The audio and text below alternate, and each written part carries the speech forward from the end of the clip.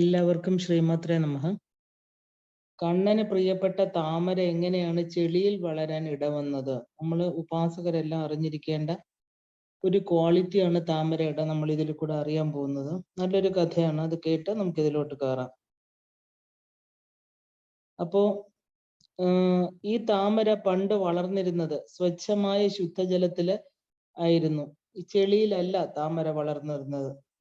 ചതുർഭുജനായിരിക്കുന്ന ശ്രീഹരിയുടെ ഒരു കയ്യില് താമരപ്പൂ എപ്പോഴും നമ്മൾ കാണാറുണ്ട് അല്ലെ? കാരണം ഭഗവാൻ ശംഖുചക്രങ്ങളെ പോലെ തന്നെ പ്രധാനമാണ് ഭഗവാന്റെ കയ്യിലെ താമര. ആ ഒരു എന്താ പറയാ, താമര പൂ എന്ന് പറയുമ്പം നമുക്കറിയാം ഹിന്ദു കൾച്ചറിൽ, നമ്മുടെ സനാതന ധർമ്മത്തില് താമരയ്ക്ക് ഒരു വളരെയധികം പ്രാധാന്യമുണ്ട്. അപ്പോ ഈ താമരപ്പൂ ഭഗവാൻ കയ്യിൽ വെച്ചിരിക്കുന്ന ഒരു മഹാവിഷ്ണുവിന്റെ കയ്യില്, വേറെയും ചില ദേവതമാരുടെ കയ്യിൽ നമ്മൾ താമരപ്പൂ ഇരിക്കുന്നത് കാണാം. ശംഖ് ഭഗവാന്റെ ആഗമനത്തെ അറിയിക്കുകയാണ്. കാരണം ശംഖൂതുക, ഭഗവാൻ പ്രവേശിക്കുന്നതിന് മുമ്പ് മംഗളകരമായിട്ടുള്ള നാദമാണ് ശംഖ്. അതിനെ ഓംകാരം, പ്രണവം എന്നൊക്കെ പറയാറുണ്ട്. ശംഖിനുള്ളിലെ ശബ്ദം ഓംകാരമാണ്. അപ്പൊ ശംഖ് വിളിച്ചിട്ടാണ് ഇപ്പോഴും നമുക്കറിയാം ക്ഷേത്രങ്ങളിലെ പൂജയ്ക്ക് ദീപാരാധനയ്ക്കുമ്പോൾ ശംഖ് ഊതാറുണ്ട്. ഈശ്വരന്റെ ആഗമനത്തിന് മുമ്പേ ഉള്ള മംഗളകരമായിട്ടുള്ള ശബ്ദമാണ് ശംഖിൽ നിന്ന് വരുന്നത്. പിന്നെ ചക്രം, അതായത് ഗദയും ചക്രവും ദുഷ്ടനിഗ്രഹത്തിന് വേണ്ടിയിട്ടാണ് ഭഗവാന്റെ കയ്യിൽ ഇരിക്കുന്നത്. എന്നാൽ താമര കണ്ണന്റെ ഭക്തവാത്സല്യത്തിന്റെ ചിഹ്നമായിട്ടാണ് കയ്യിൽ വെച്ചിരിക്കുന്നത്. അത് താമരയ്ക്ക് മനസ്സിലായില്ല. താമര വിചാരിച്ചു ഇവർക്കെല്ലാം എന്തെല്ലാം ഓരോ കാരണങ്ങൾ കൊണ്ടാണ് ഭഗവാന്റെ കയ്യിലിരിക്കുന്നത്. നാദത്തിന്റെ പ്രതീകമായിരിക്കുന്ന ശംഖും ദുഷ്ടന്മാരെ നിഗ്രഹിക്കാനുള്ള ഗദയും ചക്രവും. പക്ഷെ എന്നെ എന്തിനാണ് ഭഗവാൻ കയ്യിൽ വെച്ചിരിക്കുന്നത്? തനിക്ക് അറിയില്ല. അപ്പോ അത് ഭക്തവാത്സല്യത്തിന്റെ ചിഹ്നമാണ്, അത് എന്നോടുള്ള സ്നേഹം കൊണ്ടായിരിക്കും, പ്രേമം കൊണ്ടായിരിക്കും എന്നൊക്കെ ഈ താമര വിചാരിക്കാൻ തുടങ്ങി. ഭഗവാൻ ഒരു ഉപയോഗവും ഇല്ലാത്ത എന്നെ സദാ കയ്യിൽ പിടിച്ചിരിക്കുന്നല്ലോ, അപ്പൊ ഇത് എന്റെ സൗന്ദര്യം കാരണമായിരിക്കാം എന്ന് താമരയ്ക്ക് ഒരു അഭിമാനം തോന്നി.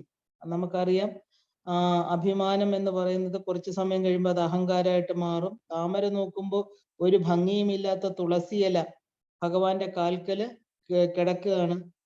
താമരയ്ക്ക് തുളസിയോട് പരിഹാസം തോന്നി. കാരണം എന്താ, ഭഗവാന്റെ പാദങ്ങളെ അലങ്കരിച്ചുകൊണ്ട് ഒട്ടും സൗന്ദര്യമില്ലാത്ത തുളസിയില താമരയുടെ ഉള്ളിൽ തോന്നി. തുളസിയോട് പറയുന്നതായിട്ട്, ഒട്ടും സൗന്ദര്യമില്ലാത്ത നീ ഭഗവാന്റെ കാല് പിടിച്ചാലും ഭഗവാൻ നിന്നെ ഒന്നും കാണുന്ന പോലും ഇല്ല. കാരണം കാലിൽ കിടക്കുക എന്ന് പറഞ്ഞാൽ എന്താ, അത് കുനിഞ്ഞു നോക്കിയാലേ കാണുള്ളൂ അല്ലേ? അപ്പം തുളസിയില കാലിലാണ് കിടക്കുന്നത്, ഭഗവാൻ തിരിഞ്ഞു പോലും നോക്കുന്നില്ല, എന്നെയാണെങ്കിലോ കയ്യിൽ പിടിച്ചിരിക്കുന്നു എന്നുള്ളൊരു ഗർവം താമരയുടെ ഉള്ളിലുണ്ടായി. തുളസി ഒന്നും മിണ്ടിയില്ല. കാരണം താൻ അനുഭവിക്കുന്ന ആനന്ദം ഈ താമരയ്ക്ക് എങ്ങനെയാണ് പറഞ്ഞു കൊടുക്കുക, എങ്ങനെ അറിയാൻ പറ്റും? കാരണം ഇദ്ദേഹത്തിന്റെ ആ ഭഗവാന്റെ കാലിൽ കിടക്കുക എന്ന് പറഞ്ഞാൽ ശരണാഗതി മാത്രമല്ല, ഭഗവാൻ സദാ എന്താ ആ ഒരു പ്രൊട്ടക്ഷൻ, അതാണ് തുളസിക്ക് കിട്ടിയിട്ടുള്ളത്. അപ്പൊ ഇങ്ങനെ രണ്ടുപേരുടെയും മനസ്സിൽ രണ്ട് തരത്തിലുള്ള ചിന്തകളാണ് ഉണ്ടായത്, താമരപ്പൂവിനും തുളസിപ്പൂവിനും. എത്രയെത്രയോ ഭക്തവൃന്ദങ്ങൾ അവരുടെ ഭക്തി ഈ തൃപ്പാദങ്ങളിലാണ് സമർപ്പിക്കുന്നത്. അപ്പൊ അതിന്റെ മാധുര്യം ഒരു അല്പം നുകരാൻ ഈ പാദസേവ ചെയ്തത് കൊണ്ടല്ലേ തനിക്കായതെന്ന് ഏറ്റവും വിനയപൂർവ്വം തുളസി ചിന്തിക്കുകയാണ്. അപ്പൊ ഭക്തിയുടെ മാധുര്യം അറിയാനായി ഭഗവാൻ തന്നെ ഒരു ഉണ്ണിയായിട്ട് തന്റെ ആ ഒരു കാൽവിരൽ നുണഞ്ഞതല്ലേ ഭഗവാൻ. നമുക്കറിയാം മുകുന്ദാഷ്ടകത്തില് ആ ഒരു പ്രളയം കഴിഞ്ഞതിന് ശേഷം ആലിലയിൽ ശയിക്കുന്ന ഭഗവാൻ തന്റെ വിരല്, കാൽവിരലുകൾ ഉണ്ടുകൊണ്ടാണ് കിടക്കുന്നത്, കടിച്ചുകൊണ്ട് കിടക്കുന്ന ഒരു കൃഷ്ണനെ നമുക്ക് കാണാം. ആ വിരലല്ലേ ഇത്, ആ വിരലിൽ കിടക്കാൻ തനിക്കും ഭാഗ്യം കിട്ടിയല്ലോ എന്ന് സദാ ഈ തുളസി തന്റെ ആ ഒരു മേന്മ, ഭഗവാന്റെ പാദത്തെ അലങ്കരിക്കുന്ന മേന്മയെ വളരെ ഉയർന്ന തരത്തിൽ കണ്ടിട്ട് സന്തോഷത്തോടു കൂടിയാണ് അവിടെ കിടന്നിരുന്നത്. എന്നാൽ ഈ താമരയ്ക്കാകട്ടെ ഭഗവാന്റെ കയ്യിൽ ഇരിക്കുന്നത് കൊണ്ട് ഓരോ ദിവസം കഴിയുമ്പോഴും തൻ്റെ ഉള്ളിൽ ചെറിയ അഹങ്കാരം ഉണ്ടാകാൻ തുടങ്ങി. ശ്രീശുകൻ തുടങ്ങിയ ഋഷീശ്വരന്മാര് പ്രേമത്തോടെ ഭഗവാന്റെ കാരുണ്യത്തെ വർണ്ണിക്കുമ്പോൾ അവരുടെ നേത്രങ്ങളിൽ നിന്ന് ഒഴുകി വരുന്ന ആനന്ദാശ്രുക്കള് ആ പാദങ്ങളിൽ, ഈ തൃപ്പാദങ്ങളിലാണ് പതിക്കുന്നത്. ഈ അശ്രുവിൽ നിന്ന് തെറിക്കുന്ന ഒരു അംശം ഈ പാദം, ഈ തുളസിയുടെ ശരീരത്തെ പുളകം കൊള്ളിച്ചുകൊണ്ടേയിരിക്കുന്നു. എല്ലാ ഭക്തജനങ്ങളും ഭഗവാന് ശരണാഗതി ചെയ്യുന്നത് അദ്ദേഹത്തിന്റെ പാദങ്ങളിലാണ്. അപ്പൊ സാക്ഷാൽ ശ്രീ ഭഗവതി ഭഗവാന്റെ കാലില് പാദസരമായി ഉൾപ്പുളകത്തോടെ തന്റെ കാതില് പാദഭജനം ശ്രേയ പദഭജനം ശ്രേയ എന്ന് മന്ത്രിച്ചുകൊണ്ട് കിടക്കുകയാണ്. ഭൂമിദേവി അദ്ദേഹത്തിന്റെ പാദങ്ങളെയാണ് തഴുകിക്കൊണ്ടിരിക്കുന്നത്. ഇതെല്ലാം ഓർത്ത് തുളസി വളരെ അഭിമാന പുളകത്തോടു കൂടിയാണ് അവിടെ വസിച്ചിരുന്നത്. അപ്പോ ഈ തൃക്കാലുകളെ ആശ്രയിച്ചത് കൊണ്ട് ആരും ഇന്ന് വരെ ശ്രേയസ് ഉൾക്കൊള്ളാതിരുന്നിട്ടില്ല. ഭഗവാൻ എന്നെ കാണുന്നില്ലെങ്കിൽ വേണ്ട, എനിക്കൊന്ന് ഈ പാദസേവ മാത്രം മതി. തുളസി ഇങ്ങനെ മൗനത്തിലൂടെ പറഞ്ഞത് താമരയ്ക്ക് മനസ്സിലായില്ല. പക്ഷേ എല്ലാം അറിയുന്ന ഭഗവാന് ഇതറിഞ്ഞു. ഭഗവാൻ പറഞ്ഞു, സ്വച്ഛമായി ശുദ്ധജലത്തിൽ വളർന്ന നിന്റെ ഉള്ളില് മാലിന്യങ്ങൾ നിറഞ്ഞതാണ്. അതിനാലാണ് ഇനി നീ ചെളിയിൽ തന്നെ വളരാൻ ഇടവരട്ടെ. കാരണം നീ ശുദ്ധജലത്തിൽ വളർന്നപ്പോ നിന്റെ ഉള്ളം ശുദ്ധമാണോ എന്ന് വിചാരിച്ചു. അതുകൊണ്ട് ഞാൻ എൻ്റെ കയ്യില് സദാ നിന്നെ വെച്ചു. പക്ഷെ ഇപ്പോഴോ അസൂയയാകുന്ന അഹങ്കാരമാകുന്ന മാലിന്യം നിന്റെ ഉള്ളിൽ വളർന്നു കഴിഞ്ഞു. ഇനി നീ എന്നും ചെളിയിൽ വളരാൻ ഇടവരട്ടെ എന്നുള്ള ഒരു ശാപം കൊടുക്കുകയാണ് താമരയ്ക്ക്. ഇത് പറഞ്ഞ് തന്റെ കയ്യിലെ താമരയെ ഉപേക്ഷിച്ചു. അപ്പൊ താമരയ്ക്ക് വളരെയധികം പശ്ചാത്താപമുണ്ടായി. തന്റെ മനോഹാരിതയും ഭഗവാൻ പകർന്നു നൽകിയതാണ്.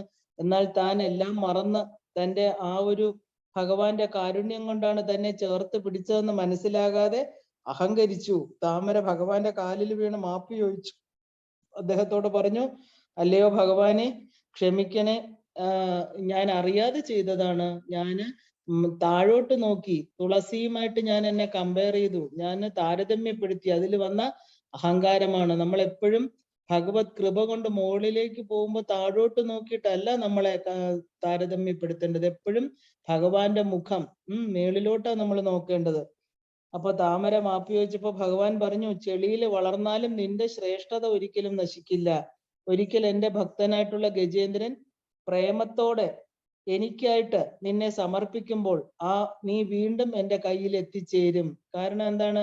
ഗജേന്ദ്രൻ തൻ്റെ ശരീരബലം കൊണ്ടും തൻ്റെ കൂടെ ഉള്ളവരുടെ ബലം കൊണ്ടും തനിക്ക് ഒന്നും നേടാൻ സാധിക്കില്ല എന്ന് തിരിച്ചറിഞ്ഞ് ശരണാഗതി ചെയ്യും. ഈ തുളസി അതാ ചെയ്തിരിക്കുന്നത്. അതുപോലെ ആ ഗജേന്ദ്രൻ ശരണാഗതി ചെയ്ത് ഒരു താമരപ്പൂ, തന്റെ ഹൃദയമാകുന്ന താമരപ്പൂ, ആ ഒരു താമര കാട്ടിൽ നിന്ന് പറിച്ച് എനിക്ക് നേദിക്കുമ്പോൾ വീണ്ടും നീ എൻ്റെ കയ്യിൽ വരും. അപ്പോ ചെളിയിലാണെങ്കിലും എൻ്റെ സാമീപ്യം നിനക്ക് ലോകത്തിൽ എന്നോടൊപ്പം സ്ഥാനം നേടിത്തരും. അപ്പൊ ഇതെന്താ നമ്മളെ പഠിപ്പിക്കുന്നത്? ഭഗവാന്റെ മുന്നിൽ എല്ലാവരും ഒരുപോലെയാണ്. നമുക്ക് ഓരോ നേട്ടവും ഭഗവാന്റെ കാരുണ്യമാണ്. അപ്പൊ ഈ എല്ലാ എന്താ പറയാ, നമുക്ക് നമ്മുടെ ഭൗതിക ജീവിതത്തിൽ നമുക്കറിയാം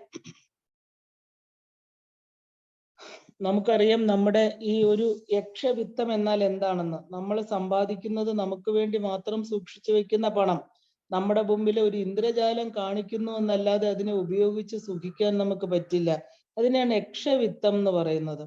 കാരണം നമ്മള് വേറെ പല വഴികളിൽ കൂടെ സമ്പാദിക്കുന്ന വിത്തം, ഇല്ലെങ്കിൽ തനിക്ക് വേണ്ടിയോ തൻ്റെ കുടുംബത്തിന് വേണ്ടിയോ മാത്രം സൂക്ഷിച്ചു വെക്കുന്ന പണം, അത് നമ്മുടെ മുമ്പിൽ ചിലപ്പോൾ വലിയ കാര്യമായിരിക്കാം. നമ്മൾക്ക് എന്തോ നമുക്ക് ഇൻഷുറൻസ് കമ്പനിയൊക്കെ പറയുന്ന പോലെ നമ്മുടെ ഭാവി സുരക്ഷിതമായി. പക്ഷെ ഇത് വെറും പണം നൽകുന്ന ഇന്ദ്രജാലമാണ്. അത് നമുക്ക് ഉപയോഗിക്കാൻ സാധ്യമല്ല. അത് ഭാഗവതത്തിൽ വളരെ വ്യക്തമായിട്ട് പറയുന്നുണ്ട്.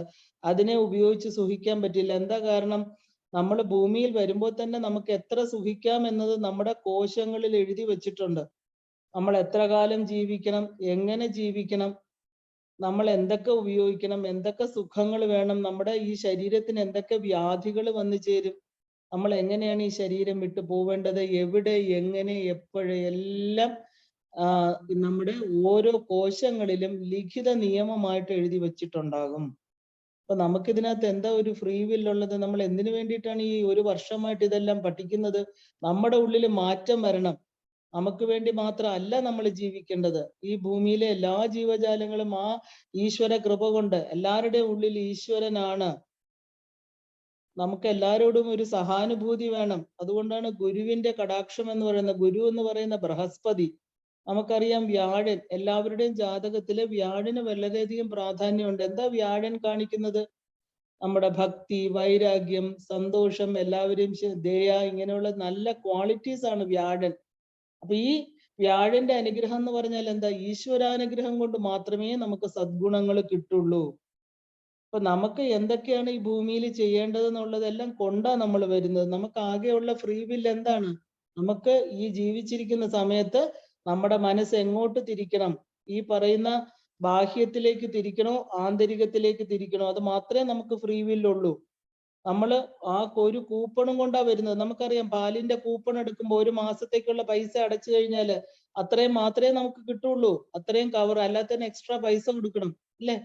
അപ്പൊ ആ കൂപ്പണ് അനുസരിച്ചുള്ളത് മാത്രം എന്ന് പറഞ്ഞാൽ എന്താ, നമ്മൾ അതുപോലെ ഭഗവാൻ നമ്മുടെ കർമ്മങ്ങൾക്ക് അനുസൃതമായിട്ട് ഓരോ കൂപ്പൺ എവിടെ ജനിക്കണം, ഏത് തലത്തിൽ ജനിക്കണം, എന്തൊക്കെയാണ് ആ ആള് അവന്റെ കർമ്മത്തിനനുസരിച്ച് എന്തൊക്കെ ഫലങ്ങൾ ഇവിടെ കിട്ടണം, അതനുസരിച്ചാണല്ലോ ഈ ഭൂമിയിൽ ഓരോ പുൽക്കൊടിയും ജനിക്കുന്നത്.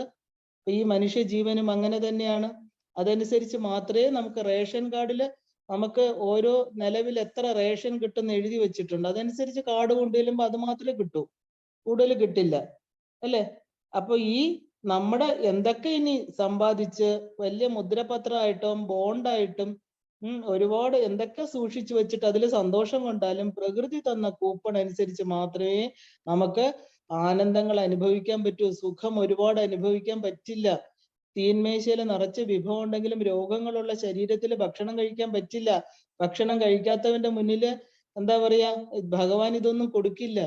അപ്പൊ എന്താണ് ഈ വൈരുദ്ധ്യത്തിന് കാരണമെന്ന് ചോദിച്ചു കഴിഞ്ഞാൽ എന്താ, നമ്മൾ ഓരോ മണ്ടത്തരങ്ങളാണ് കാണിക്കുന്നത്. നമ്മുടെ ജീവിതം വെറുതെ പാഴാക്കി കളയുക. കാരണം ഒന്നും കൊണ്ടുവരാത്ത നമ്മള് ഇവിടെയുള്ള സാധനങ്ങളിലെല്ലാം ഐഡന്റിറ്റി വെച്ച് എന്റേതാണ് എന്ന് വിചാരിച്ച് ഒരു മൃഗതൃഷ്ണ, അതിനെയാണ് മൃഗതൃഷ്ണ എന്ന് പറയുന്നത്, ഇല്ലാത്ത ഇതിന്റെ പുറകെ നടക്കുക. ഓരോരുത്തരും സാഹചര്യം അനുസരിച്ച് കർമ്മത്തിനെ ധർമ്മമാക്കി തനിക്ക് ഉപയോഗിക്കാനുള്ള ധനസമ്പാദനാദികൾ ചെയ്യണം, ചെയ്യണ്ടെന്നല്ല.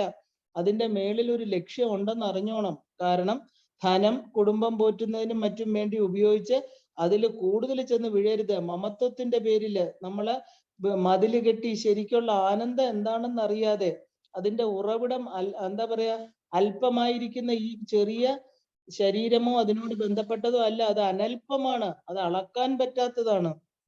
ആ ഒരു സത്യത്തെ തിരിച്ചറിഞ്ഞ് അധ്യാത്മമായിട്ടുള്ള ഒരു ഭാവം വളർത്തിയെടുത്ത് ഭഗവത് ഭക്തിയില് സത്സംഗങ്ങളിലൊക്കെ നമ്മള് രമിച്ചുകൊണ്ട് ഭഗവാന്റെ ദാസനായിട്ടിരുന്ന് വേണം പ്രകൃതിയില് സ്വധർമ്മം ചെയ്യാൻ. അതിലൂടെ നമ്മുടെ ശരീര നിർവഹണം നന്നായിട്ട് നടക്കും, ശാന്തി ഉണ്ടാവും മനസ്സിന് അല്ലെ, ആനന്ദം ഉണ്ടാവും. ഇല്ലെങ്കിൽ രണ്ടും ശരിയായി നടക്കാതെ ഒരു ദുഃഖ യോനിയായിട്ട് മാറും. പുറം വസ്തുക്കളിൽ രമിച്ച് ഈ പറയുന്ന യക്ഷവിത്തത്തിൽ ഭ്രമിച്ച് അനുഗ്രഹമായി കിട്ടിയ ഈ ജീവിതത്തെ നമ്മൾ പാഴാക്കി കളയും. പിന്നെ ഒരു ജന്മം എപ്പോ കിട്ടും നമുക്കറിയില്ല. അപ്പോ എപ്പോഴും ആലോചിച്ചോളണം, ഈ ബാഹ്യം എന്ന് പറയുന്നത് മരുമരീചികയാണ്. അത് കുറച്ചു നേരത്തേക്ക് കാണും, അത് കഴിഞ്ഞ് നമ്മുടെ മുമ്പിൽ നിന്ന് അത് അപ്രത്യക്ഷമാകും. നമുക്ക് ദാഹജലം കിട്ടില്ല അതിനെ അന്വേഷിച്ച് പോയി കഴിഞ്ഞാല്. അപ്പൊ എന്താ വേണ്ടത്, നമുക്ക് നമ്മുടെ ജീവിതം നന്നായിട്ട് ജീവിക്കുക. നമുക്ക് ഇനി വരുന്ന ജന്മങ്ങളെ കുറിച്ച്, ആ ജന്മങ്ങൾ തീരുമാനിക്കുന്നത് ഈശ്വരനാണ്. അതനുസരിച്ച് നമ്മള് നമ്മുടെ ജീവിതത്തെ ക്രമപ്പെടുത്തണം, നമ്മുടെ മനസ്സിനെ മാറ്റണം, നമ്മളില് മാറ്റങ്ങൾ ഉണ്ടാവണം.